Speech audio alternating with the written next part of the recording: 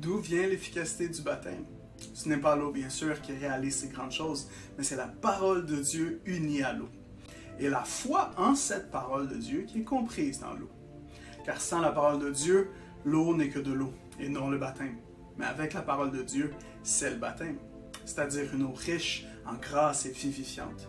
Le bain de la nouvelle naissance dans le Saint-Esprit, comme l'apôtre Paul le dit à Tite au 3e chapitre. Il nous a sauvés à travers le bain de la nouvelle naissance et le renouvellement du Saint-Esprit, qu'il a déversé avec abondance sur nous par Jésus-Christ notre Sauveur.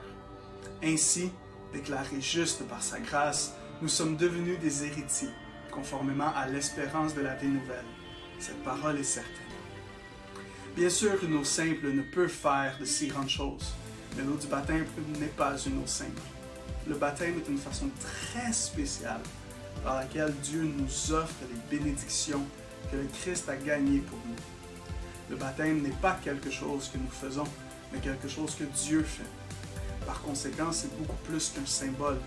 C'est un acte sacré dans lequel Dieu lui-même est à l'œuvre, pardonnant les péchés, donnant une vie nouvelle en Christ et nous conférant tous les dons du Saint-Esprit.